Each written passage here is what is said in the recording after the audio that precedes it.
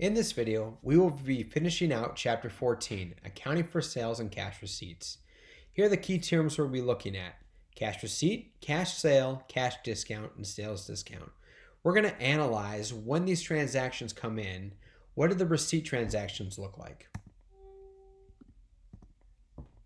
So let's talk about the four kinds of cash receipts. Cash sales are exactly that. A cash sale means that it was paid with cash directly, it is paid in full. There's not a lot to transaction for this one. There's a cash receipt that does take place though for each of these. And if you look in your book on page 396, you will see an example of a cash register tape. So if you ever have to run the cash register at a job, and there's a print option there that will provide all the sales and all the sales tax that need to be collected at the end of the night. It also helps balance the transactions. The next one is the charge customer payment. Business record cash received on account from customers on pre-numbered receipts. Then we have a bank card sale, which would be like a debit or credit card. And then other cash receipt could be a loan, sale of assets other than merchandise. And we'll look a little more into each of these. A cash discount. So an incentive that an employer or a company can offer to other companies to pay faster is something called a cash discount. What it is, it's a sales discount. And what that means is that if you have net 30, which is something we've talked about before, N/30 to pay this bill of $1,500, sometimes a company will do something like a 210. And what that 210 would represent, it would look like 2/10, comma, N/30. And what the 2 and the 10 represent is that the company that you're buying the merchandise from, you will get a 2% discount if you pay within the first 10 days of that invoice that has been sent to you. So a cash discount allows that to take place, and a sales discount is what is offered on it. So the buyer receives merchandise at a reduced cost. Again, an incentive to get the sale in instead of waiting until the full 30 days. Now, recording cash from four sources. Here are the four different sources of cash resources. Let's look at examples for each of these. Here's the first one. December 5th, Starting Line received $212 from Casey Klein to apply for her account receipt 301. This affects three things. This is a customer's pay by cash.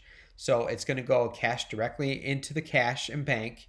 And then on the credit side, it's going to affect two places: accounts receivable, and it's also going to impact the accounts receivable subsidiary account.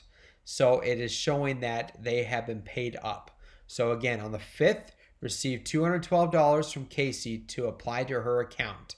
This is the amount that she had to have to pay back. And that's what it looks like in the general journal.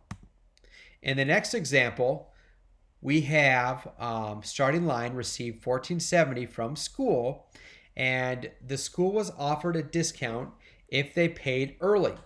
And in this scenario, they did. Their original bill was $1,500, and since they paid early, they get $30 taken off of their total amount. So what accounts are affected? Cash and bank, $1,470 is going to the account. Then we have a separate account called sales discount, which means that whatever the discount we offered, if they took advantage of it, we put that dollar amount in there. So $30. And then on the credit side, we'd find accounts receivable. They're getting a full $1,500. And then the subsidiary ledger, which we talked about before, will also receive that. So it looks like as if they did pay the $1,500. So again, it's an incentive tactic that is used to get individuals who have an invoice to pay early. Take a look at the general journal. It has cash and bank, sales discount, balanced, $1,500. And then we have accounts receivable, again, balanced, and it's identifying what the subsidiary is. The next scenario is, what does it look like for the sale and the sales tax that's being collected? So let's say we sold something for $3,000, and after tax, it was $3,180. Well, from there, the person that we're charging would turn in that amount of $3,180 in cash. That would go totally in cash and bank. And then on the credit side, We then have the sale, which is the $3,000, and then we would have the sales tax payable, which is the $180. So we're dividing that amount out. And remember again that the business is responsible to gather sales tax, and they turn that in periodically throughout the year. So that is why they're keeping these numbers separated when it comes to sale and sales tax, so they know how much exactly they need to turn in for the sales tax at the end of the quarter. Another example is where Starting Line had bank card for $700, collected $42 in sales tax. What does that look like?